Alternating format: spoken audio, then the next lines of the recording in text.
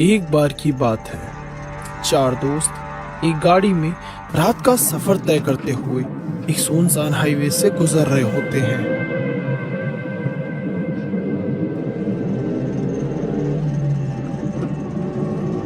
रवि अपने दोस्त रोहन से कहता है, यार इस हाईवे से क्यों जा रहा है? क्या तुझे पता नहीं इस हाईवे पर चुड़ैल का साया है? क्या है यार रवि, पीना कम कर दे, वरना किसी ने तेरी ऐसी बातें सुन ली तो तुझे मेंटल हॉस्पिटल छोड़ाएगा। पीछे बैठे दोनों दोस्त रवि पर हंसने लगते हैं। तभी एक हिरण अचानक से गाड़ी के सामने आ जाता है। रोहन अचानक गाड़ी को रोककर बाहर निकलकर देखने लगता है। रवि, विजय और राहुल भी बाहर निकलकर आसपास चेक करते हैं, पर उन्हें वहां कोई हिरण नहीं मिलता। सब गाड़ी में वापस बैठ जाते हैं और रोहन गाड़ी स्टार्ट कर देता है। कुछ देर बाद रोहन को रोड के किनारे एक बूढ़ी औरत दिखती है। रोहन गाड़ी रोक देता है और वो बूढ़ी औरत गाड़ी के पास आकर कुछ खाने के लिए मांगती है। अम्मा, हमारे पास तो कुछ नहीं है। मुझे मांस चाहिए, इंसानी मांस। ये कहकर वो औरत बहुत जोरों से हंसने लगती है।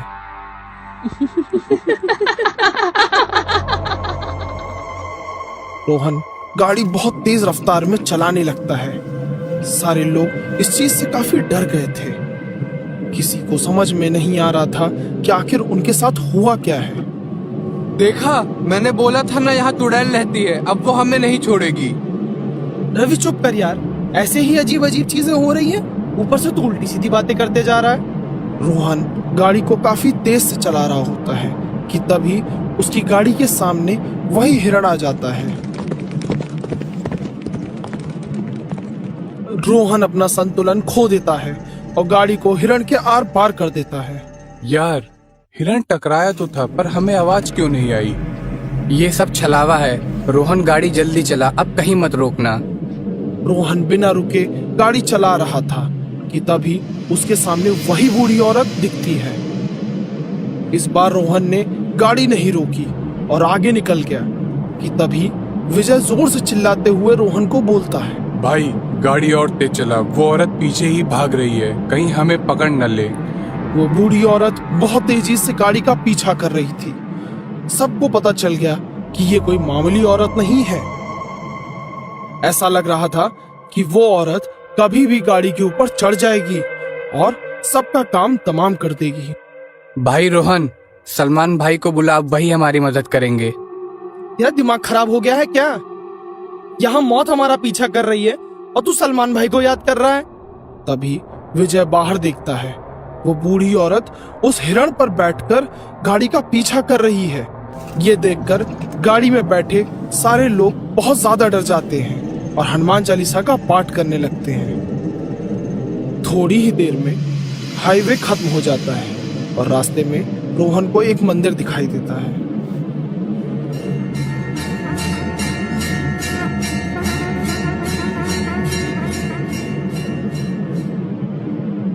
भाइयों, मैं उस मंदिर के पास गाड़ी रोकूंगा, तुम लोग मंदिर के अंदर घुस जाना। पर वो चुड़ैल तो हमारे पीछे ही है। हमारे पास और कोई रास्ता नहीं है। रोहन ने गाड़ी को मंदिर के सामने रोक दिया और सारे लोग मंदिर के अंदर जान बचा के घुस गए। मंदिर में पुजारी उन लोगों को देखकर समझ गए थे कि उनके साथ उस छलावे ने छल किया है। पुजारी ने सबके सर पे भभूति लगाकर गंगा जल का छिड़काव कर दिया। वो चुड़ैल मंदिर के बाहर ही घूम रही थी और लगातार चिल्लाते हुए उन्हें बाहर बुला रही थी। सारे दोस्त मिलकर पुजारी से मदद मांगते हैं। पुजारी उनकी मदद करने के लिए मान जाते हैं और हनुमान जी से प्रार्थना करने लगते हैं। उस देर में पंडित काफी मंत्रों का उच्चारण करने लगते हैं और बाहर उस चुड़ैल के पास जाकर उसे अपनी आंखों की लेजर लाइट से उस चुड़ैल को भस्म कर देते हैं।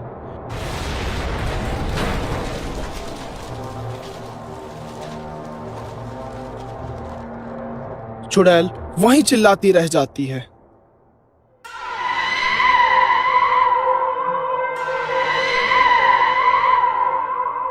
सारे दोस्त पुजारी को शुक्रिया अदा करते हैं और कुछ देर बाद वो लोग वापस गाड़ी में बैठकर अपने मंजिल की ओर निकल गए। पर यह सफर उनके लिए बहुत रोमांचक और यादगार साबित हुआ।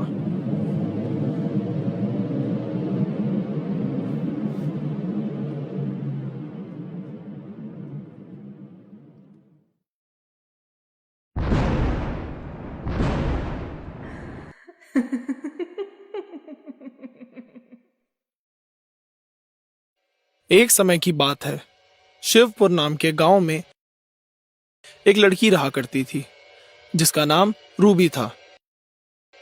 रूबी के बाल बहुत लंबे और घने थे, जिसकी चर्चा आस पड़ोस के गांव में भी हुआ करती थी। रूबी को अपने बालों पर बहुत घमंड था और वो नई नई चीजें अपने बाल में लगाया करती थी ताकि उसके बाल और भी सुंदर हो जाएं। राधा दीदी, मेरे बाल बड़े टूट रहे हैं। लगता है कुछ दिनों में मैं गंजी हो जाऊंगी। रूपाली दी, मौसम चेंज होते ही मेरे बालों का भी यही हाल हो जाता है। ना जाने मैं क्या करूं। उन दोनों औरतों की बात सुनकर रूबी वहां आ जाती है और कहती है, अरे दीदी, मेरे बाल भी बड़े कमजोर हो गए हैं। ना जाने किसकी नजर लग गई है। पर रूबी, तुम्हारे बाल तो बड़े सुंदर हैं, तुम ऐसे क्यों बोल रही हो? मेरे तुम्हारे जैसे बाल होते तो मैं हमेशा संभाल के रखती। अरे दीदी, काहे के बाल झाड़ हो गए हैं सारे के सारे। ये कहकर रूबी वहां से चली जाती है। देखो तो कैसे बीच में आकर बोलकर चली गई। इसे अच्छे से पता है कि इसके बाल बहुत सुंदर हैं, इसीलिए मुफ्त की तारीफ बटोरने आई थी कल मुही। उसी गांव में रोहित नाम का एक लड़का रूबी को मन ही मन पसंद करता था और रूबी उसे जरा भी भाव नहीं देती थी। रोहित ने कई बार रूबी को अपने मन की बात बताई और रूबी हमेशा उसे जलील कर कर भगा देती थी। तुम मुझसे प्यार कैसे कर सकते हो? खुद की शक्ल देखी भी है? मुझे तो कोई अमीर नौजवान ही ले जाएगा। और तुम राहुल, आज के बाद मेरे आसपास भी मत भटकना, वरना लोग सोचेंगे रूबी के स्टैंडर्ड्स को क्या हो गया है। रूबी की बात राहुल के दिल पर लग जाती है और वो बदला लेने का प्लान बनाता है। अगली सुबह राहुल भेष बदलकर तेल बेचने निकल पड़ता है। रूबी उस तेल को खरीद लेती है और रात में लगाकर सो जाती है।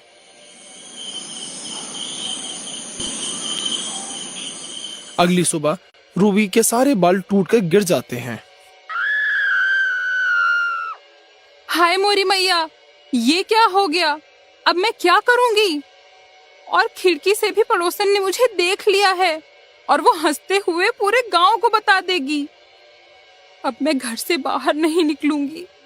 कुछ दिन बाद एक पेड़ से रूबी की लाश लटकी मिलती है। रूबी अब एक चुड़ैल बन चुकी थी। इन गांव वालों ने मेरा मजाक उड़ाया था ना, अब मैं बताती हूँ। उसी रात रूबी ने गांव की सारी औरतों को गंजा कर दिया। अगली सुबह उठने पर सारी औरतें शर्म से घर के बाहर नहीं निकल रही थीं। फिर एक एक करके रूबी ने औरतों को मारना शुरू कर दिया। ऐसे ही कई रात औरतें घर के बाहर मृत मिलती। गांव के लोगों ने इस सब से परेशान होकर पड़ोस के बाबा को बुलाया। बाबा उस पेड़ के पास गए जहां रूबी ने फांसी लगाई थी। बाबा ने अपने तंत्र विद्या से चुड़ैल को बुलाया और चुड़ैल से बात करने की कोशिश करने लगे। तुम क्या चाहती हो और लोगों को क्यों मार रही हो? मैं जब गंजी हुई तो इन लोगों ने मेरा मजाक उड़ाया और मेरे गंजेपन को देखकर बहुत हंसे। अब मैं किसी को भी नहीं छोड़ूंगी। तभी बाबा राहुल को पकड़ के ले जाने के लिए कहते हैं। राहुल के आते ही बाबा उसे चुड़ैल के सामने पेश करते हैं। इसने तुम्हारी ये हालत की है, इसे पकड़ो और बाकी गांव वालों को छोड़ दो। चुड़ैल ने राहुल को बहुत पीटा और उसे भी गंजा कर दिया। रूबी, मुझे माफ कर दो। मैं तुम्हारे बाल नहीं लौटा सकता, पर एक विग दे सकता हूँ जिससे तुम्हारे बाल वापस मिल जाएंगे। राहुल उस चुड़ैल को एक विग लगाकर देता है और रूबी की आत्मा को मुक्ति मिल जाती है।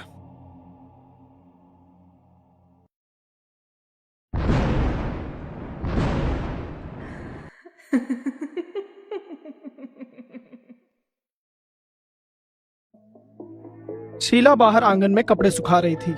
तभी वो कुछ औरतों के मुंह से शीला सुनती है। गांव के बाहर बहुत बड़ा बाजार लगा है। हर सामान 80% ऑफ पर मिल रहा है।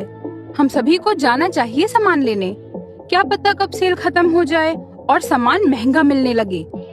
यह बात सुनकर शीला अपने पति विष्णु को कहती है। अजी सुनते हैं, हमें भी उस बाजार में जाना चाहिए। मैंने सुना है कहीं बाहर शहर से बाजार लगाने आए हैं लोग। हम भी वहाँ से बहुत सारा सामान सस्ते में ले आएंगे।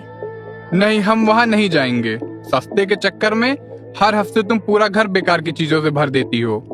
शीला अपने पति विष्णु की बात सुनकर काफी निराश हो जाती है और अपने पड़ोसी रिया के घर चली जाती है। रिया, क्या तुमने सुना है गांव के बाहर बहुत अच्छा बाजार लगा है। सब सामान पे 80% ऑफ है। क्या सच में? हमें भी जाना चाहिए उस बाजार में। पर मुझे विष्णु जाने ही नहीं दे रहे हैं। हम ऐसा करते हैं, कुछ दिन रुक जाते हैं, क्या पता वो मान जाए। ठीक है शीला, तुम कह रही हो तो, पर ऐसा ना हो सेल ही खत्म हो जाए। कुछ दिन बीत जाते हैं। शीला विष्णु को मनाने की बहुत कोशिश करती है। अजी सुनते हैं? हाँ, क्या हुआ? मैंने बोला ना, हम वहाँ नहीं जाएंगे, मतलब नहीं जाएंगे। शीला विष्णु से रूठकर बैठ जाती है, जिस कारण विष्णु को उसकी बात माननी ही पड़ती है। शीला बहुत खुश हो जाती है और रात में विष्णु के साथ उस बाजार में चली जाती है। शीला देखती है कि सब लोग बहुत सस्ते में शॉपिंग कर रहे हैं। वह भी वहां शॉपिंग करके अपने घर आती है। अगले दिन शीला जब सामान थैले से निकालती है तो वह देखती है कि सारा सामान टूटा हुआ है। शीला बहुत दुखी हो जाती है। ये क्या हुआ? सारे सामान कैसे टूट गए? आज रात में ही मैं उस बाजार में जाकर सारा सामान लौटा दूंगी। उसी रात को शीला अपने पति विष्णु के साथ उसी बाजार में जाती है। शीला आसपास देखती है कि सारे लोग जो कल शॉपिंग करने आए थे वो लोग आज बाजार में सामान बेच रहे हैं। शीला को समझ नहीं पाती। तभी वो अपने पति को देखती है। विष्णु हिप्नोटाइज हो जाता है और एक दुकान के अंदर काम करने लगता है। शीला विष्णु को बोलती है, मत करो आप ये सब यहाँ, काम क्यों कर रहे हो? पर विष्णु को सुनता ही नहीं। शीला रोने लग जाती है। उसे कुछ समझ नहीं आता। रोते रोते शीला एक पेड़ के नीचे बैठ जाती है कि तभी एक बाबा वहां से गुजर रहे होते हैं। बाबा शीला को रोता देखकर रुक जाते हैं और वह पूछते हैं, क्या हुआ बेटी, तुम रो क्यों रही हो? बाबा, मेरे पति को पता नहीं क्या हुआ है। वो उस बाजार में जाकर काम करने लगे हैं। मैंने बहुत कोशिश की उन्हें होश में लाने की, पर वो तो सुन ही नहीं रहे। तुम्हें उस बाजार के बारे में नहीं पता क्या?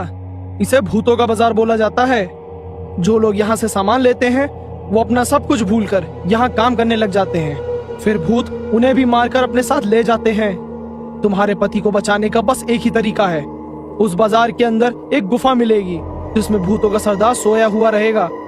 भूतों के सरदार की नींद जब टूटेगी वो सारे इंसान को मारकर अपने जैसे बना लेगा। तुम्हें बस जाकर उसकी जादुई छड़ी तोड़नी होगी, जिससे सब लोग आजाद हो जाएंगे। ठीक है, अब आप जैसा बोल रहे हैं मैं वैसा ही करूंगी।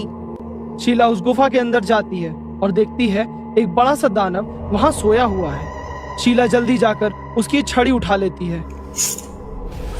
तभी वहां बहुत सारे भूत आ जाते हैं और शीला की तरफ बढ़ने लगते हैं। तभी बाबा वहां आ जाते हैं और शीला उस छड़ी को बाबा की तरफ फेंकती है। बाबा उस छड़ी को तोड़ देते हैं। छड़ी के टूटते ही सारे लोग होश में आ जाते हैं और वह सारे भूत गायब हो जाते हैं। शीला बाबा की मदद के लिए धन्यवाद करती है और सारे लोग अपने घर चले जाते हैं।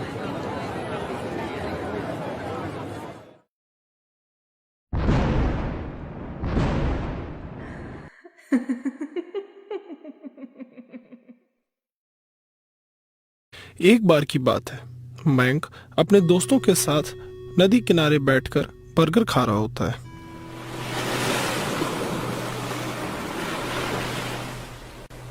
तभी रोहित मयंक से बर्गर का एक बाइट मांगता है, पर मयंक को बर्गर इतना पसंद था कि वो रोहित को कुछ भी नहीं देता। इस बात पर रोहित मयंक से काफी नाराज हो जाता है और उसे गुस्से में आकर नदी में धक्का दे देता है।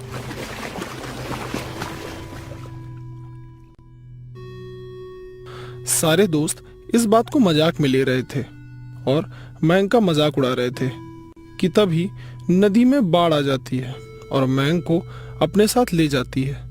सारे दोस्त मयंक को बचाने की कोशिश करने लगते हैं पर कोई उसे बचा नहीं पाते। अगली सुबह मयंक की लाश नदी के किनारे मिलती है। मयंक के हाथ में अभी भी वही बर्गर था।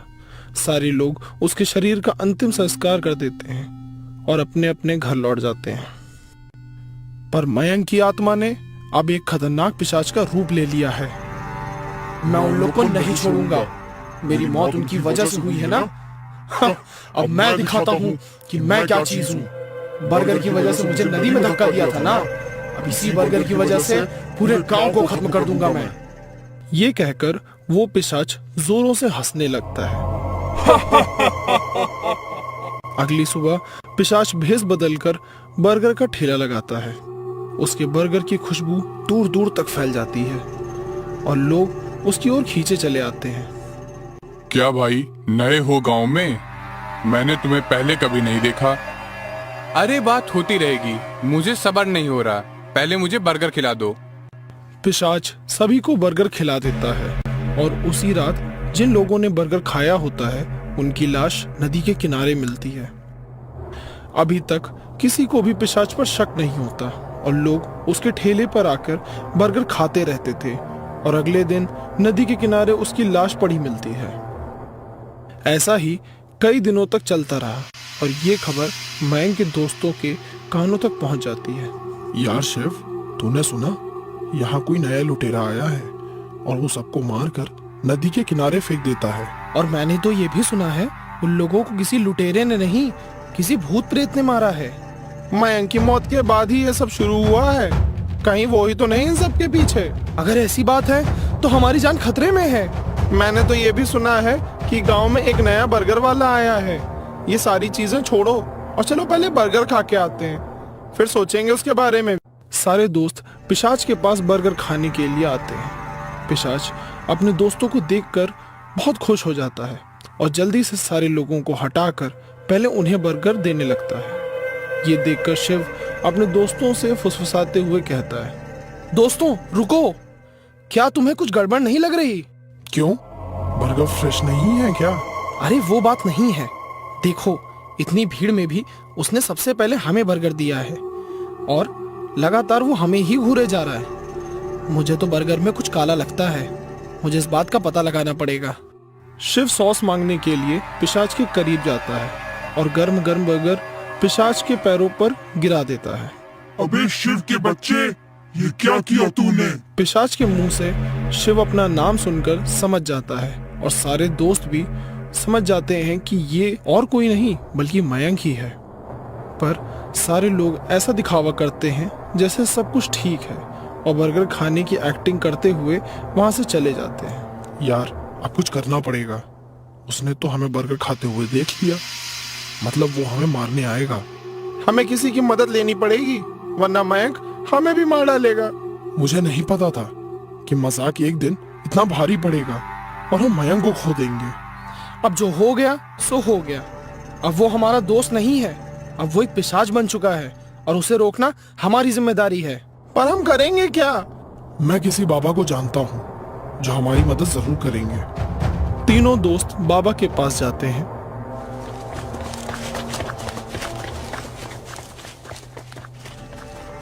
और सारी बातें उन्हें बताते हैं। बाबा तीनों को उनके मजाक के लिए बहुत डांटते हैं पर आखिर में उनकी मदद करने के लिए मान जाते हैं। रात होती है और तीनों दोस्त ऐसा दिखावा करते हैं जैसे वो पिशाच के वश में हैं। तीनों नदी के किनारे पहुंच जाते हैं और गांव के कुछ लोग भी वहां खड़े रहते हैं जिन्होंने बर्गर खाया था। देखो तो कौन आया है, आज मेरा बदला पूरा हो जाएगा। तुम लोगों की वजह से मेरी ये हालत हुई है और तुम लोग ही मेरी मौत के जिम्मेदार हो। अब मैं तुम्हें नहीं छोड़ूंगा। ये कहकर पिशाच जोरों से हंसने लगता है।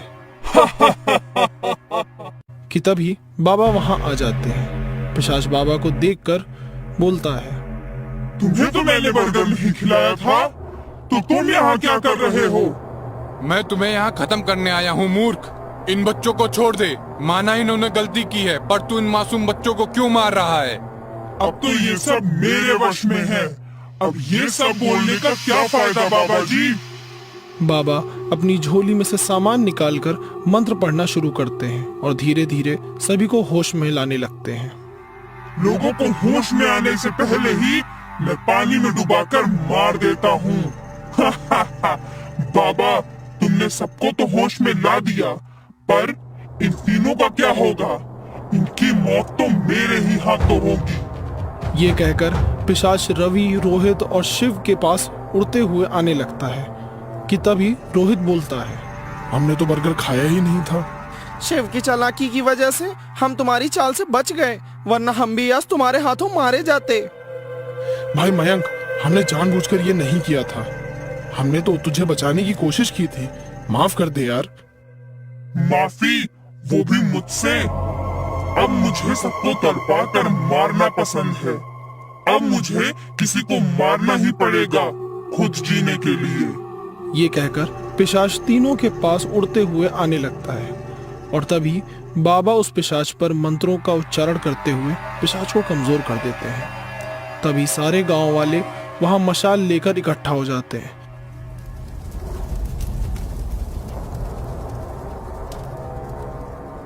पिशाच को जलाकर मार देते हैं। उस दिन के बाद गांव में सबने बर्गर खाना छोड़ दिया और मयंक की आत्मा की शांति के लिए नदी के पास ही एक हवन करवाया गया।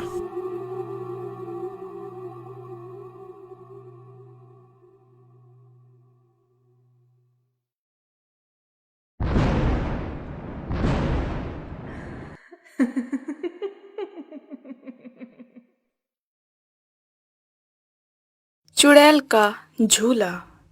एक समय की बात है, गांव में एक पागल खाना था जो कि काफी समय पहले ही बंद हो चुका था।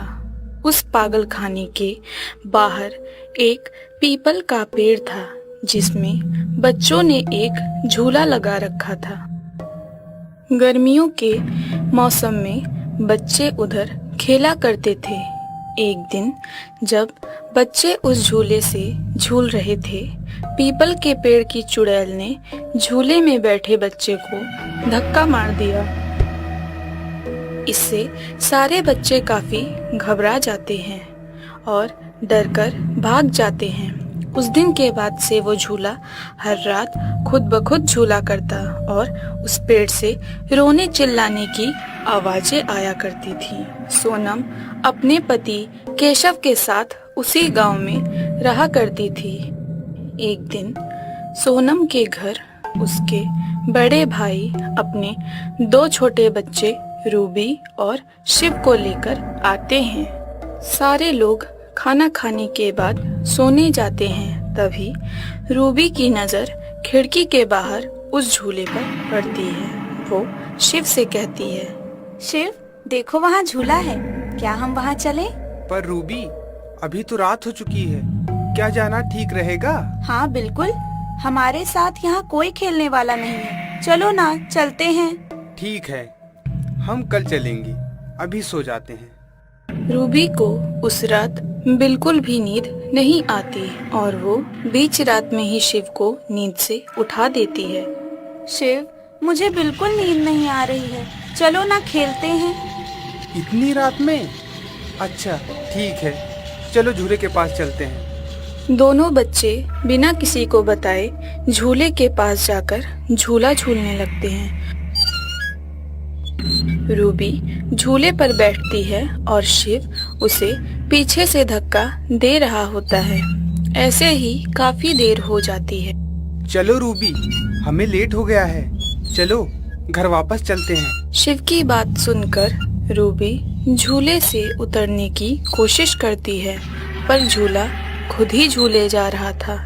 शिव झूले को जैसे ही रोकने की कोशिश करता है, झूले से शिव को ही चोट लग जाती है। शिव समझ जाता है कि इस झूले में कुछ गड़बड़ है और वो भाग कर जाता है और घर में सबको उठाकर ले आता है। घर के सब लोग रूबी के पास आकर उसे झूले से उतारने की कोशिश करने लगते हैं, पर वो झूला रुकने का नाम ही नहीं लेता। केशव झूले को पकड़ता है और सोनम रूबी को उतार लेती है।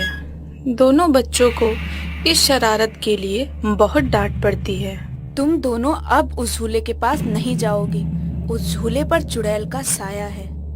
अगली रात जब सब सो रहे होते हैं, रूबी की आंख बीच में रात को खुल जाती है और उसे ऐसा लगता है जैसे कोई उसे अपनी ओर पुकार रहा है। रूबी उठकर उस झूले के पास जाकर झूला झूलने लगती है और जोर जोर से हंसने लगती है। शिव की नींद हंसने की वजह से टूट जाती है और वो खिड़की के बाहर देखता है। बाहर अपने बहन को ऐसे झूला झूलते देख शिव के होश उड़ जाते हैं और वो जल्दी से सारे घर वालों को उठाता है। केशव और सोनम गांव वालों को इकट्ठा करते हैं और सब रूबी के पास जाते हैं। पहला गांव वाला, ए चुड़ैल, छोड़ दी इस बच्ची को और चली जा यहाँ से। चुड़ैल गांव वालों के सामने आ जाती है और हंसते हुए बोलती है, ये झूला मेरा है और मैं इस बच्ची को अपने साथ रख लूंगी। दूसरा गांव वाला, चलो इस झूले को ही काट देते हैं। गांव वाले झूले को काट देते हैं जिससे रूबी नीचे गिर जाती है और होश में आ जाती है। मैं यहाँ से नहीं जाऊंगी, नहीं जाऊंगी। गांव वाले मिलकर पेड़ में भी आग लगा देते हैं जिससे चुड़ैल भी जलकर मर जाती है।